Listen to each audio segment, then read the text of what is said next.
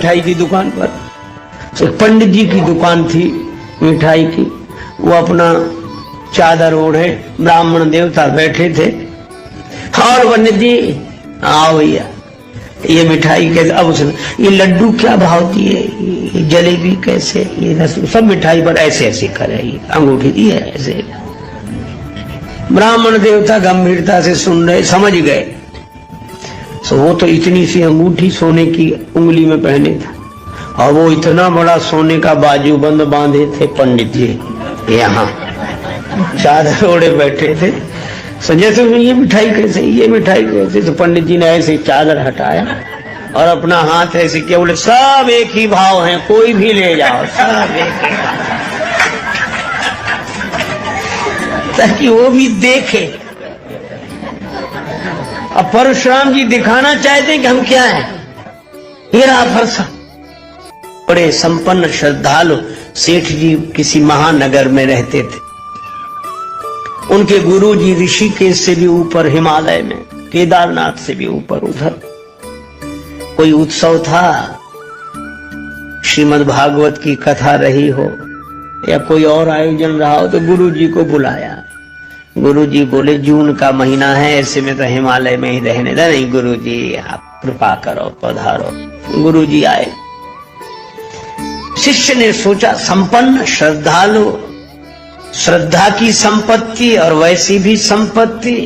गुरु जी आए, गुरु जी को कष्ट न हो इसलिए गुरु जी बोले कहाँ ठहरे, बहुत गर्मी, हम तो हिमालय से आए। बोला ठहरो गुरु जी। उसने कहा, सेठ बोले कमरा धुलवाओ। सेठ जी ने कहा कमरा धुलवाओ। कमरा धुलवा दिया गया, पानी भरवाओ। गुरु जी बोले बस नहीं महाराज थोड़ा ठहरो। पानी भरवा दिया, मेज रखवा दी, बर्फ की सिल्लियां रखवा दी, बीच में गुरु जी का तखत, ऊपर पंखा। गुरु जी बोले वाह वाह क्या बात है, सेवा तो ऐसी है, बहुत तुम्हारी बड़ी श्रद्धा सराहनीय है। श्रद्धा के अनुसार तुमने द्रव्य का सदुपयोग किया और तुमको बहुत बहुत आशीर्वाद। सेठ जी का मुनि था, वो भी बड़ा अभिभूत था कि देखो गुरु जी की सेवा ऐसे करनी चाहिए। लेकिन सोचा मैं तो गरीब हूँ, पैसा नहीं है मेरे पास। लेकिन उसने मन ही मन निश्चय किया कि मैं लाख गरीब सही, लेकिन चाहे कर्ज हो जाए पर मेरे गुरु जी आएंगे तो मैं भी ऐसी ही सेवा करूंगा। भाव तो अच्छा था पर समझ ठीक नहीं थी, एक गड़बड़ी हो गई। सेठ जी के गुरु जी आए थे जून में, मुनि के गुरु जी आए जनवरी में। वो तो वैसे ही कांपते आ रहे थे। गुरु जी बोले कहाँ ठहरे? चेला बोला थोड़ा कमरा धुलवाओ। गुरु जी ने कही क्या? गुरु जी आप मत बोलो, चाहे हम लाख गरीब सही, कर्ज हो जाए पर सेवा वैसी करेंगे जैसी सेठ जी ने की थी। अब बोलो कमरा धुलवाने तक तो गनीमत थी। बोला पानी भरवाओ, बर्फ रखवाओ, पंखा चलवाओ। अब बोलो ऐसे में गुरु जी रह जाए रात भर तो सवेरे उठेंगे तो उठ के उठाना पड़ेगा। तो सेवा श्रद्धा ठीक, लेकिन समय, क्योंकि हम सब समय के हाथ में हैं। पर एक बात मैं आपसे कहूं, हम सब समय के हाथ में हैं पर हनुमान जी समय के हाथ में नहीं है। हनुमान जी के हाथ में समय है। हनुमान जी के हाथ में समय, समय माने काल और काल माने वज्र, तो हाथ वज्र का यही अर्थ लेना चाहिए कि हनुमान जी काल के हाथ में नहीं है, काल हनुमान जी के हाथ में है। और जब काल जिसके हाथ में हुआ है, काल को भी नष्ट कर सकता है। और इसीलिए हनुमान जी ने, एक महात्मा तो कह रहे थे कि हनुमान जी ने जब लड़ने लगे युद्ध में, कवितावली में वर्णन है, बिरजोड़न मारुत को बिरुदैत जो काल हो काल सो बूझ ही पड़े। हनुमान जी काल के काल दिखाई दे रहे हैं। और शंकर जी से कहा, शंकर जी ने कहा पार्वती देख रही हुई लड़ाई? पार्वती जी बोली आश्चर्य है हनुमान जी ऐसा कर रहे हैं। शंकर जी बोले नहीं नहीं, हनुमान जी करते दिख रहे हैं पर महिमा किसकी है? किसकी? का उमान कछु कपि के अधिकाई, प्रभु प्रताप जो काल ही खाई। काल सबको खाता है, पर हनुमान जी काल को खा जाते हैं। तो काल हनुमान जी के हाथ में है। और यही रामचरितमानस की कथा भी संकेत करती है। क्या? रामचरितमानस की कथा यह संकेत करती है कि काल नेमि ने ही हनुमान जी का रास्ता रोका था। और आप जानते हैं नेमि कहते हैं चक्र को, है ना? नेमि माने चक्र और काल माने समय। तो काल नेमि माने काल चक्र, समय का चक्र चलता रहता है। सुबह होती है, शाम होती है, जिंदगी यूं ही तमाम होती है। ये काल चक्र चलता रहता है। कल भी शाम आई थी, आज भी आई, कल भी नहीं रही, आज भी नहीं रहेगी। फिर सवेरा होगा, फिर दोपहर, फिर शाम, फिर सुबह, फिर दोपहर, फिर शाम, फिर रात। ये काल चक्र ये सबके जीवन में आता है, सबके मार्ग में आता है। कालनेमि ने हनुमान जी का रास्ता रोका। रावण गया कालनेमि के पास कि तुम तैयार हो जाओ। कालनेमि बोला क्या करना है? का रास्ता रोकना होगा। मैं तैयार हूं। किसका रास्ता रोकना है? रावण बोला हनुमान जी का। कालनेमि बोला ये नाम सुना हुआ लगता है, पहले भी सुना है। रावण बोला हाँ सुना होगा, वो पहले भी आ चुके हैं। कालनेमि थोड़ी देर रुक कर बोला ये वही बंदर तो नहीं है जिसने लंका जलाई थी? रावण बोला हाँ हाँ वही वही। वाह तुम पहचान गए, बड़े समझदार, ठीक पहचाना तुमने। कालनेमि बोला मैं नहीं जाऊंगा। रावण बोला क्यों नहीं जाओगे? मैं तुम्हें जाते हुए देखना चाहता हूं। कालनेमि बोला ठीक है चले जाएंगे, पर जाते हुए तो देख लोगे, लेकिन लौटकर आते हुए नहीं देख पाओगे। गए तो गए। तुम इतने बड़े बलवान होकर उसका रास्ता नहीं रोक सकते। कालनेमि ने कहा एक बात बताओ, जिस दिन उस बंदर ने लंका जलाई थी आप कहीं बाहर गांव गए थे? लंका में नहीं थे। आप रोक सके रास्ता? तुम अपने गांव में घर में नहीं रोक सके उसका रास्ता, और हम जंगल में उसका रास्ता रोक लेंगे? देख तुम्हें नगर जही जा रहा, तास पंथ को रोक नहीं पा रहा, कौन रोक सकता है? रावण बोला जाओ। कालनेमि कहा जा रहा है। गया। अच्छा आप विचार करो, कालनेमि कलियुग ही कालनेमि है, काल चक्र है। कालनेमि कलि कपट निधानु, नाम सुमति समरथ हनुमानु। हनुमान जी क्या कहा गया? सुमति समरथ, इसीलिए कुमति निवार सुमति के संगी। और यहां कालनेमि ने रास्ता रोका। क्या किया? बाबा जी बन गया, आश्रम बना लिया, मंदिर बना लिया, बगीचा बना लिया।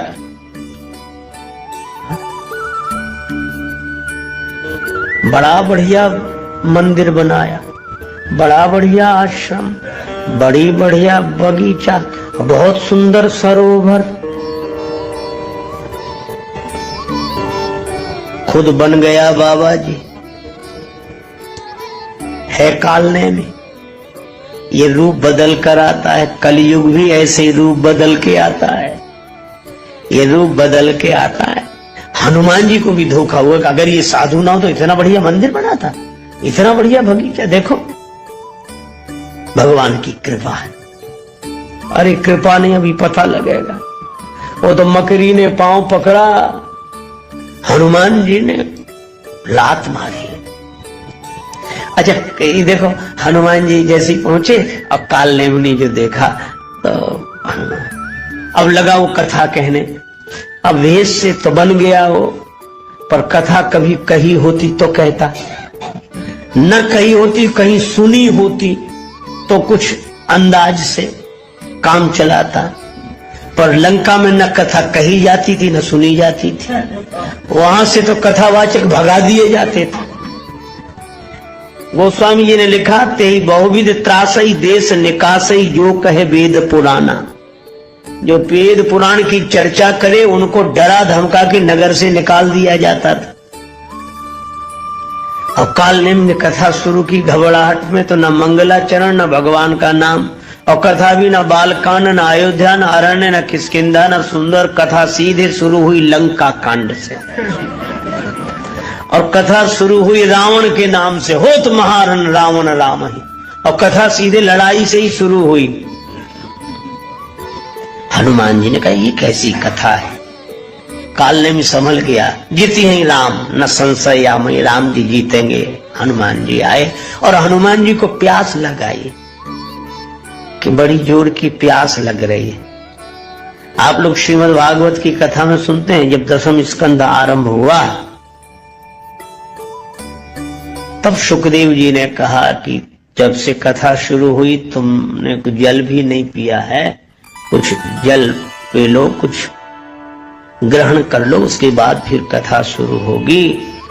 तो उत्तर दिया है महाराज परीक्षित ने कि महाराज आपके मुख चंद्र से कथामृत झर रहा है, मुझे न प्यास लग रही है। भूख की कौन कहे, प्यास भी न, साथ ही दुख कहा कि मुझे तृषा भी नहीं लग रही, प्यास भी नहीं लग रही है। अब आप विचार करें। परीक्षित बोले कि प्यास नहीं तो ये अनर्थ कराया, प्यास ही तो लगी थी, महात्मा के आश्रम में गए थे, पर कथा में अमृत जो पी रहा उसे प्यास नहीं लगी। आप विचार करें, सुखदेव जी कथा कहेंगे तो महाराज परीक्षित की प्यास चली जाएगी, और अगर कालनेमी कथा कहेगा तो हनुमान जी को प्यास लग आएगी, प्यास बुझेगी नहीं, लगेगी। और जब जब कालनेमी के द्वारा कथा होती है, भक्त की प्यास बुझती नहीं है। लोग कहते वहां गए कुछ समझे में नहीं आया, पता नहीं क्या हो रहा था कुछ, हमें तो ये लगा कि चले यहां से कुछ प्यास बुझनी चाहिए। प्यास लगी है, मांगा जलते ही दीन कमंडल, घबराया हुआ है कालने में, कुछ मांगो कुछ देता है। हनुमान जी ने पानी मांगा, उसने कमंडल दे दिया। हनुमान जी बोले कमंडल आप हमें दे रहे हैं, ये तो गुरुओं के द्वारा चेलों को दिया जाता है कि हम जाने वाले, हमारा कमंडल अब तुम ही संभालो, तुम हमें कमंडल काहे को दे रहे हो। काल ने बोला वो चेले ही तो बनाना है तुम्हें, तो बनाने के बाद कमंडल देना चाहिए था। काल ने बोला हमने सोचा जो बाद में करना सो पहले ही ले दीक्षा देना चाहे। अब कैसी अद्भुत बात, शिष्य प्रार्थना करे कि गुरुदेव दीक्षा दे दो, मैं आपसे दीक्षा लेना चाहता हूं, यहां तक तो ठीक। और गुरुजी कहें कि हम तुम्हें चेला बनाना चाहते हैं। काल ने भी कह रहा कि हम तुम कैसे, पहले स्नान करे आओ, दीक्षा देऊं ज्ञान यही पावो, ज्ञानी नाम अग्रगण्यम को कह रहा है। पर हनुमान जी सरल सीधे चले गए, सरोवर में प्रवेश किया, मकरी ने पांव पकड़ लिया। ये विषय जल के सरोवर में वासना की मकरी रहती है, विषय रस के सरोवर में प्रवेश करोगे, वासना की मकरी पांव पकड़ लेगी। पांव पकड़ लेने का मतलब आगे न बढ़ने दे, गति रोक दे। ये वासना ने ही तो हमारी गति रोक रखी है, पकड़ कर रखा है। पर हनुमान जी ने इस पर प्रहार किया, मारी। मकरी बोली वाह रामदूत, चरण पकड़ने वाले के साथ यह व्यवहार। हनुमान जी बोले जो पांव पकड़ के डुबा देना चाहे उसके साथ यही व्यवहार करना चाहिए। कई पांव पकड़ने वाले होते ही ऐसे कि खुद तो डूबे ही रहे, तुम्हें और ले डूबेंगे, पांव नहीं छोड़ेंगे जब तक तुम डूबे ही न जाओ। ऐसे पांव पकड़ने वालों से सावधान रहना चाहिए। पर कई लोग पांव पकड़ने वालों के फेर में ऐसे पड़ते हैं कि वो जानबूझकर खुद ही डूबते। पर हनुमान जी ने प्रहार किया, वह दिव्य हो गई। कहा कि चरण पकड़ने वाले के साथ यह व्यवहार, हनुमान जी बोले जो पांव पकड़ के डुबा दे उसके साथ तो यही व्यवहार करना चाहिए। और बोले इस कथा कहने वाले के साथ, अरे बोले महात्मा है। मकरी बोली महात्मा नहीं, मुनि न हो, यह निश्चर घोड़ा, ये वासना पर जब किसी संत के द्वारा प्रहार किया जाता है तो वासना ही उपासना बन जाती है, दिव्य बन जाती है। जो मन की वृत्ति संसार से जुड़ी थी वो भगवान से जुड़ जाती है। और तब उसने कहा मुनि न हो यह निश्चर घोरा, मानव सत्य वचन कपि मोरा। हनुमान जी गए और क्या किया? काल ने बोला आओ आओ आओ वत्स तुम्हें दीक्षा दें। हनुमान जी बोले जब से आए सारे काम उल्टे हो रहे हैं, एक काम हम भी कर दें। क्या? बोले गुरुजी पहले दक्षिणा ही ले लो, बचे रहो तो दीक्षा दे देना। ऐसी दक्षिणा दी, सिर लंगूर लपेटी पछारा। मरते मरते बोला राम राम। हनुमान जी बोले अब सही दी दीक्षा? तो बोलो काल नेमी को पराजित करने वाले। और काल नेमी कौन है? कलिकाल। तो कलिकाल के जो हाथ में हो वो इंसान, और कलिकाल जिसके हाथ में हो वो हनुमान। हनुमान जी के हाथ में कलिकाल है। अच्छा वैसे भी देखो कथाएं भी अद्भुत संकेत करती हैं। क्या? हनुमान जी ने बाल्यकाल में ही सूर्य भगवान को मुख में रख लिया, और सूर्य भगवान तो काल की गति की सूचना देने वाले, और काल की गति जिसने अवरुद्ध कर दी हो उनका नाम हनुमान जी है।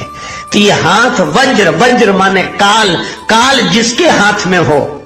और इसीलिए हनुमान जी से वैद्य ने कहा संजीवनी बूटी लेने तो जा रहे हो पर सूर्योदय के पहले आ जाना। हनुमान जी बोले सूर्य भगवान जानते हमारे बारे में,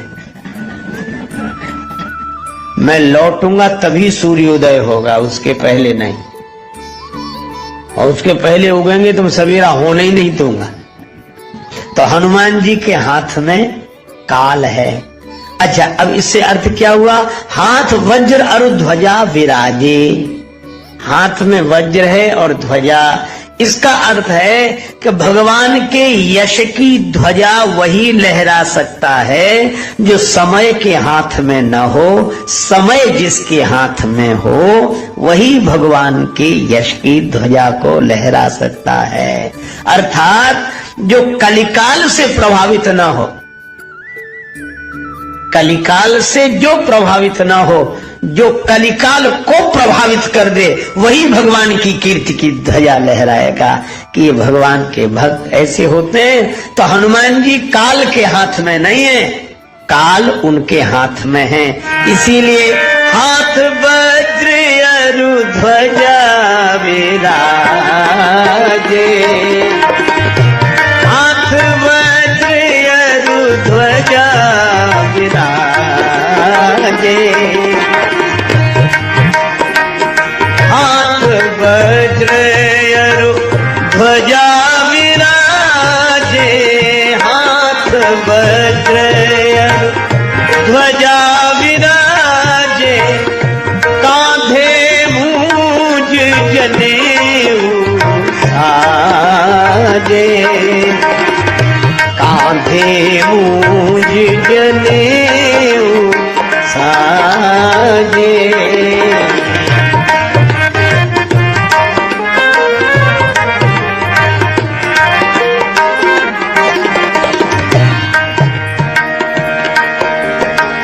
कांधे मूंज जनेऊ साजे, कांधे मूंज जनेऊ साजे।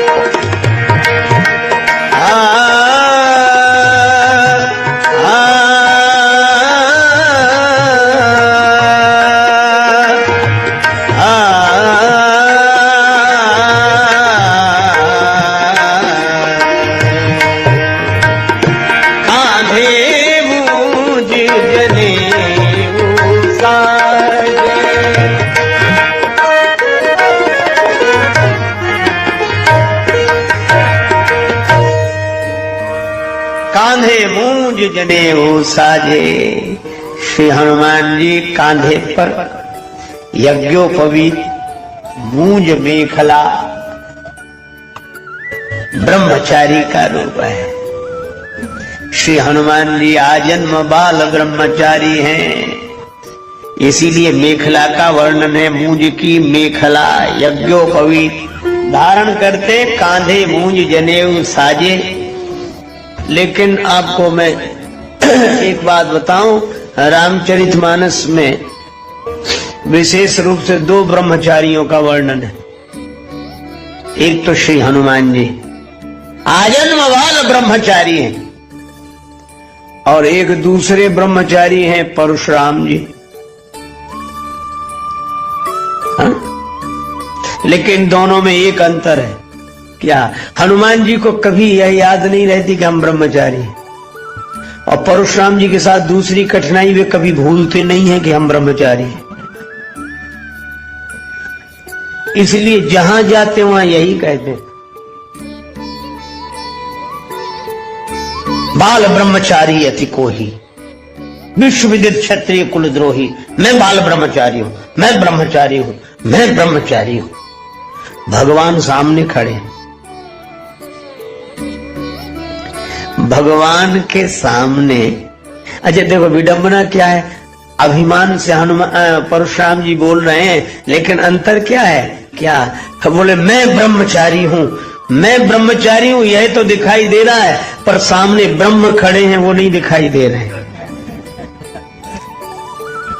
अरे आप तो ब्रह्मचारी हो, पर सामने तो राम ब्रह्म व्यापक जग जाना ब्रह्म सामने ही खड़े हैं, श्री राम जी, पर ब्रह्मचारी।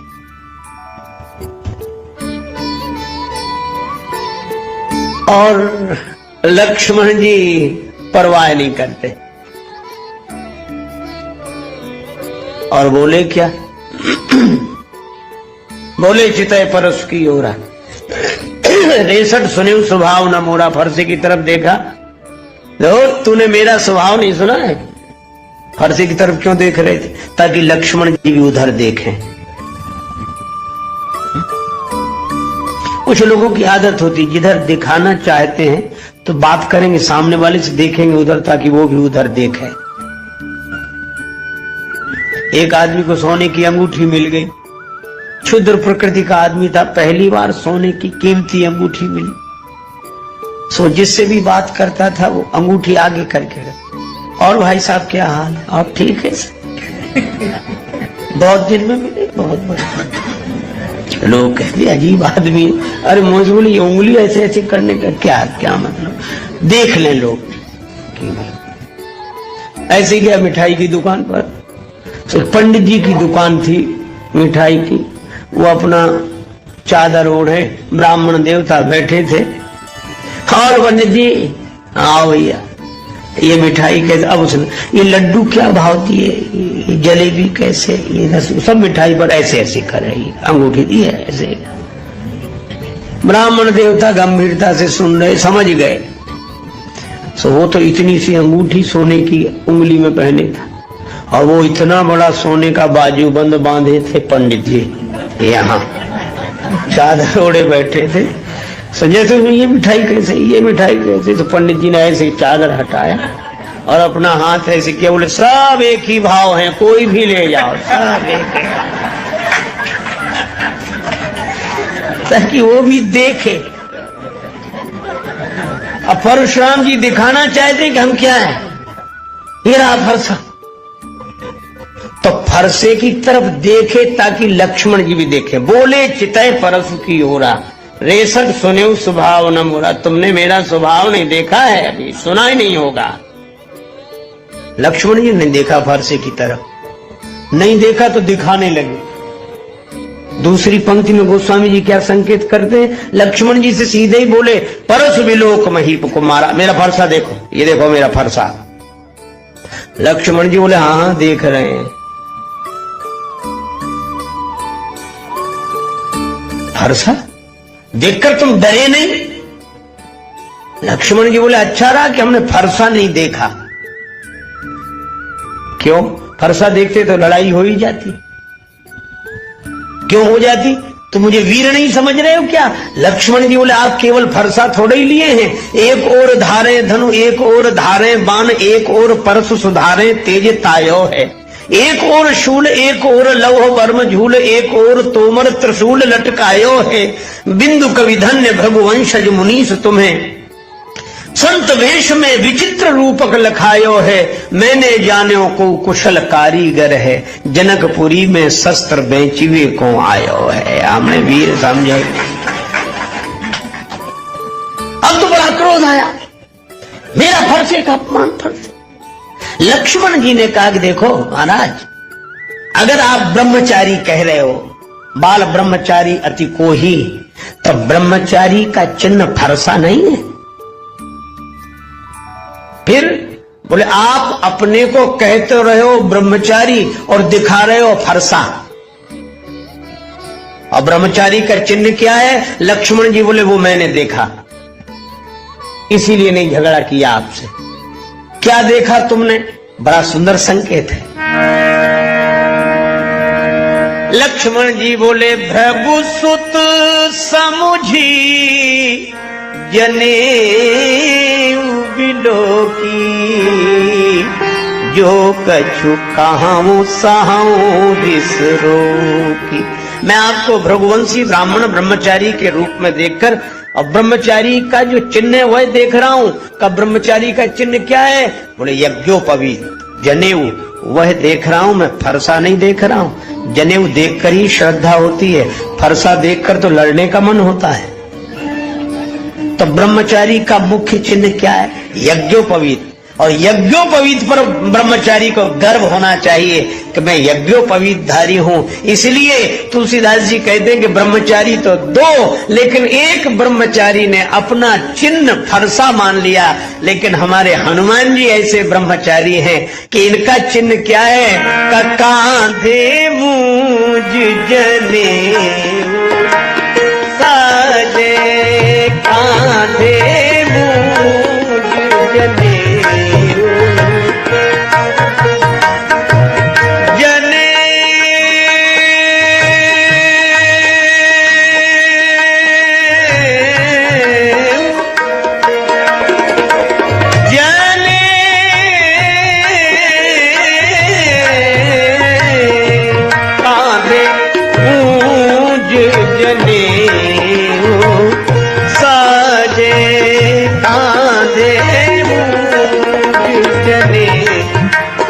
साजे जने, साजे जने,